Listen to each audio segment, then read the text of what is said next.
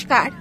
আজকে যে কথাটা আপনাদের সঙ্গে শেয়ার করব সেটা হচ্ছে নতুন আমার বেগুন গাছগুলো যেগুলো কয়েকদিন আগে বসিয়েছিলাম, সেই গাছগুলো এই বৃষ্টির ভেতর কত সুন্দর হয়েছে সেটাই দেখাবো। এই গাছগুলো কিন্তু বেশি দিন নয়, 10 দিন থেকে 12 দিন আমার কাছে আছে। আর আমি এইখানে যেমন বসিয়েছিলাম তেমনি কিন্তু কিছু ছোট ছোট টবে বসিয়েছিলাম। ছোট ছোট যে টবে বসিয়েছিলাম সেগুলো ব্যালকনিতে রেখেছিলাম। ভরা বর্ষায় আমি কিন্তু এই গাছগুলো বসিয়েছি। আর সেই সময় আমি ভেবেছিলাম যে যদি এই গাছ নষ্ট হয়ে যায় তাহলে ব্যালকনির গাছগুলো ভালো থাকবে, কিন্তু দেখছি বৃষ্টির জলেই আমার গাছগুলো সত্যিকারের খুব খুব ভালো হয়েছে। অবাক কাণ্ড এটা আমার কাছে। দেখুন এই যে এইখানেও আছে, দেখুন সবকটা গাছ কিন্তু এখানে 6খানা গাছ আমি বসিয়েছিলাম, আর বাদবাকি গাছ কিন্তু আমি আমার ব্যালকনিতে রেখে দিয়েছি। সেই গাছগুলো কিন্তু এরকম বড় হয়নি, একদম পাতাও ছাড়েনি। অর্গানিক বাজারের যে বেগুন গাছ কিনেছিলাম মানে বীজ, তার থেকে যে চারাগুলো করেছি সেই চারাগুলো কিন্তু আজকে আমি এই গ্রো ব্যাগটায় বসাবো।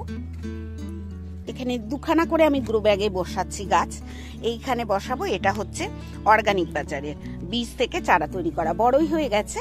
এটা কয়েকদিনের বৃষ্টির ভেতরে এখানে রয়েছে ছাদে, তা সেটা আজকে আমি বসাবো।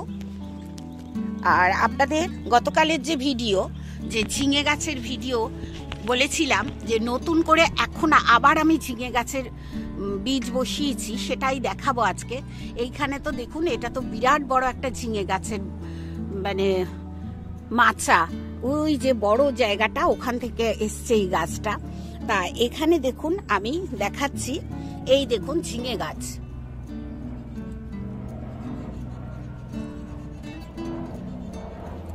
ঝিঙে হচ্ছে না বলে আমি আবার একটা বেড তৈরি করেছিলাম, আর সেই বেডটা হচ্ছে এটা নতুন ঝিঙে গাছ। এই গাছে এখান থেকে একটা বড় এরকম লাঠির মতো দিয়ে দেবো, ওইটা বেয়ে বেয়ে আবার এখানেই উঠবে। তাই এখানে তো ঝিঙে হচ্ছেই অর্গানিক বাজারে। আর আরও যে ঝিঙের বেডগুলো রয়েছে আজকে আপনাদের সঙ্গে শেয়ার করব। আমি বলেছিলাম আমার কাছে 7-8টা জায়গা হচ্ছে বেড আছে, যে বেডগুলোয় ঝিঙে গাছ আছে। এই দেখুন এই ঝিঙে গাছ, এইখানে 4টে গাছ আছে। এই দেখুন এখানে একটি লঙ্কা হয়েছে, এটা ক্যাপসিকাম মনে হচ্ছে, ক্যাপসিকামের গাছ মনে হচ্ছে। আসলে আমি সবসময় চারা করতে থাকি, যে কোনো সময় যে কোনো জায়গায় চারার জন্য বীজ ফেলি। তা এই গাছটা দেখুন হয়েছে ক্যাপসিকাম। এই একটা বেড। এবার চলুন আরো সব বেড দেখাই আমি ঝিঙের।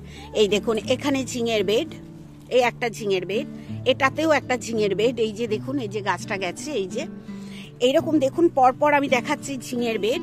এইটাই তো সবকিছু গাছগুলো মরে গেছে, নষ্ট হয়ে গেছে।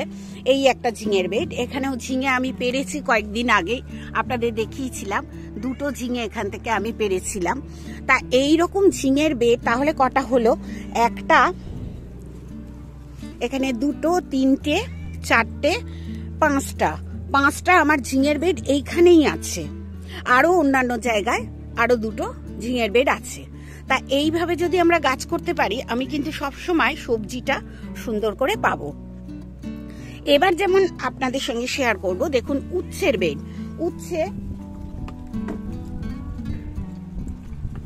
উচ্ছের বেডটা চলুন কাছে যাই। এটা করলার যে বেডটা, উচ্ছে করলার বেডটা, সেটাতে এখন তো বেশ সুন্দর করলা হচ্ছে। এই যে দেখুন, তা এত করলা তো পাচ্ছি রেগুলার, না হইলেও আমি সপ্তাহে 2-3বার করলা তুলি। তা এই বেডটা থেকে তুলি। আবার দেখুন এরপরে আমি যে বেডটা দেখাবো করলার উচ্ছের, সেটা হচ্ছে অনেকটা দূরে, ওই শেষে। আমি অতটা যাব, গিয়ে আমি আপনাদের দেখাবো।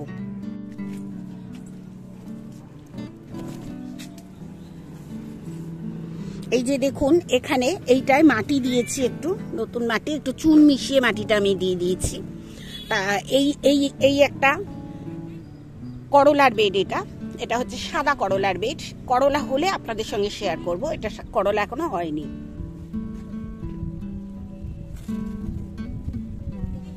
এটা শশার বেড। এটা আবার একটা উচ্ছের বেড। আমি পরপর দেখাচ্ছি। দেখুন এটা একটা উচ্ছের বেড, আবার দেখুন এই একটা উচ্ছের বেড, এই একটা বেড, আবার একটা বেড, এই যে, এবং এটা হচ্ছে সেই শিমের বেডটা যেখানে আমি উচ্ছে গাছের বীজ ফেলিনি, ওই কিচেন ওয়েস্ট থেকে এই গাছগুলো হয়েছিল। তাহলে বুঝতে পারছেন কতগুলো, 1টা 2টো 3টে 4টে 5টা এবং ওই যে দূরে 6টা, এই 6টা বেড এখানে আছে। আর ওইখানে করলার বেডটা বিরাট বড়, ওটা 2 ফুটের, ওটাতে 4খানা গাছ আছে। তাহলেই বুঝতে পারছেন যে আমি সবসময় বলছি যে বারবার আমি গাছ বসাই এবং অনেকগুলো বেড তৈরি করি, এইটা হচ্ছে তার প্রমাণ। এই যে আমি দেখছেন শিম গাছ তো যথেষ্ট বড় হয়ে গেছে, আপনারা মানে বলেওছি যে আমি ফুল এসে গেছে। তা সেই শিম গাছের আবার কিন্তু আর একটা বেড তৈরি করব। এটা যেই দেখবো ফুলগুলো ফুটতে শুরু করেছে, আবার কিন্তু আমার কাছে সাদা শিমের বীজ দিয়েছেন একজন, সেই সাদা শিম তার বীজটা বসাবো। এটা তো আপনারা জানেন একটু ছোট্ট ছোট্ট সরু সরু শিম হয়, এটা একটু লম্বা সরু শিম হয়, চওড়া নয় শিমটা। এটা আমার ছিল গত বছর, তার থেকে গাছ করেছি। এবার দেখুন এই যে ভেন্ডি গাছগুলো কতগুলো, দেখুন এখানে ক্রেট আছে পর পর 3খানা ক্রেট। এখানে এই যে ভেন্ডি গাছ, 3খানা ক্রেটে ভেন্ডি গাছ এখানে আছে। এর পরেও কিন্তু আবার ভেন্ডি গাছ আছে। চলুন শেয়ার করি।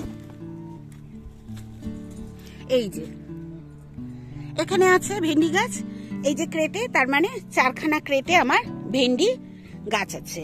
এরপর দেখুন আমি কিন্তু আবার বসিয়েছি, এই যে এখানে আছে, এটা কিন্তু একটা গ্রো ব্যাগে আছে 3টে গাছ।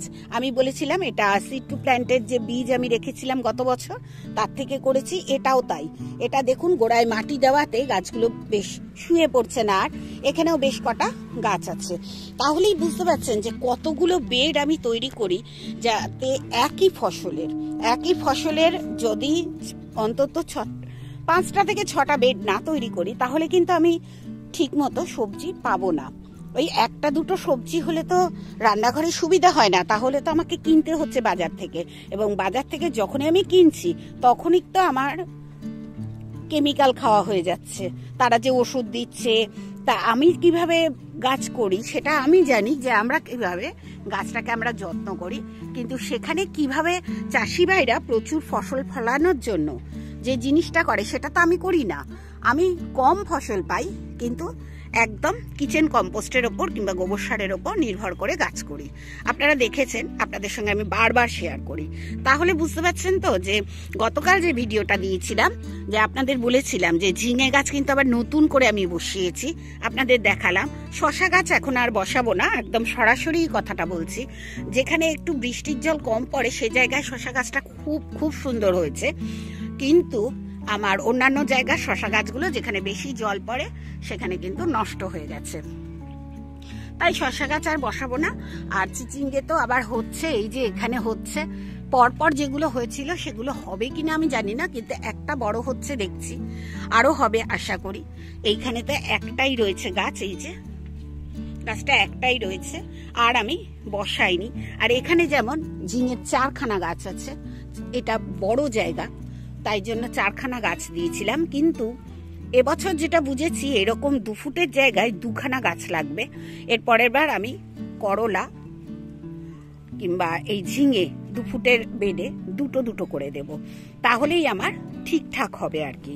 এবছর এটা হলো আমার একটা অভিজ্ঞতা। প্রত্যেক দিনই গাছ করতে করতে অভিজ্ঞতা বাড়ে, এবং আমারও বাড়ছে, সববারই বাড়ে। তাহলে বুঝতে পারছেন। আবার দেখুন এই ঝিঙে গাছ যখন এরকম ফলন দিচ্ছে, তার সঙ্গে কিন্তু আমি আবার ঝিঙের বীজও বসিয়েছি, আপনাদের শেয়ার করেছি ভিডিওর প্রথমেই শেয়ার করেছি। এই দেখুন শেয়ার করেছি। এবং এই যে খালি খালি টবগুলো দেখছেন, এইসব খালি, এখানেও কিন্তু আমি এবার বীজ বসিয়ে দেবো। আমরা যেমন জানি বেগুন গাছ বেশ কয়েকটা বসাতে হয়, সেই বেগুন গাছ দেখুন আবার নতুন করে তো আমি বসাচ্ছি। এই যে এখানে বসিয়েছি, এটাই লাউ গাছ বসিয়েছিলাম, লাউ কিন্তু হলো না, তাই আমি বেগুন গাছই বসিয়ে দিয়েছি। বেগুন গাছে হচ্ছে, এই দেখুন কিরকম সাদা সাদা মতো হচ্ছে, পাতাগুলো আমি কেটে কেটে ফেলে দিচ্ছি, যেটা আমার কাজ আর কি। আমি ভীষণ গাছের পাতা কেটে ফেলে দিই। কোনো পাতা যদি আমার মনে হয় সুস্থ নয় তাহলে আমি ফেলে দিই। আসলে এই যে জিনিসগুলো আমার বেডে হচ্ছে এইগুলোর জন্য আবার গাছ নষ্ট হয়ে যায়, আপনারা জানেন এগুলো। ওই দেখুন দূরেও একটা বসিয়েছি, এবং আজকে এইগুলো কালকে মানে গতকাল বসিয়েছিলাম, আর আজকে আমি এইটা বসিয়ে দেবো, এই বেগুন গাছটা। এই বেডে যে সেই বাদামের বেড, দেখুন বাদাম গাছগুলো অনেক বড় হয়ে গেছে। এখানে এত বর্ষার ভেতরও আমি দিয়েছিলাম এখানে বেশ কিছু শীতের জিনিস, মানে দিয়েছিলাম তো প্রথমেই ভেন্ডির পর আবার একটুখানি কলমি শাকের বীজ দিয়েছিলাম, আবার তার সঙ্গে দিয়েছিলাম হচ্ছে বিটের দানা, গত বছরের বিটের দানা ছিল সেই দানা, আর তার সঙ্গে দিয়েছিলাম একটু ধনে পাতা। এই দেখুন, হবে কিনা বলতে পারছি না, যা বৃষ্টি হচ্ছে দু একদিন ধরে, হবে কিনা বলতে পারছি না।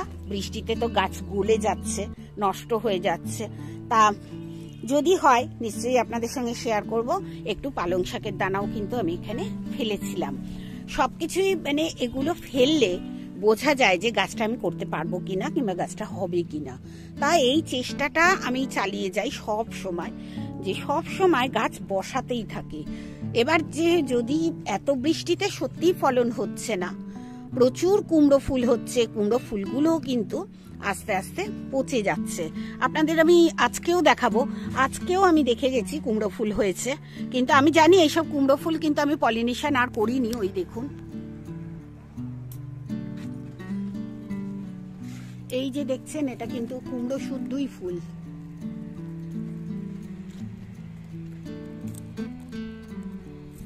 আমি পলিনেশন করিনি, পলিনেশন করে কোনো লাভ নেই বলে আমি এটা পলিনেশন করিনি।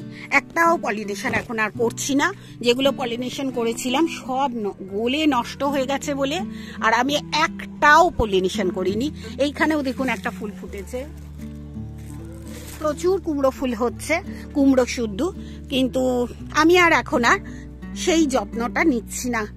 বৃষ্টিটা একটু কমে গেলে যত্ন নেব। তাই এইগুলোই হচ্ছে বৃষ্টির ভেতর আমার কাজ, আমার ছাদ বাগানের কাজ। এখানে একটা পেঁপে গাছ নিয়ে এসেছি, একটা 15-18 ইঞ্চির গ্রো ব্যাগ আছে এখানটায়। এই যে এই গ্রো ব্যাগটায় বসাবো বলে, এটা বর্ষাটা এই যে এখন নিম্নচাপের বৃষ্টিটা হচ্ছে, এটা কমে গেলে আমি ওই পেঁপে গাছটা বসিয়ে দেবো। এমনিতে তো আমার পেঁপে গাছ রয়েছেই, পেঁপে গাছে পেঁপেও হচ্ছে, আপনারা দেখেছেন পেঁপে গাছে পেঁপে হচ্ছে।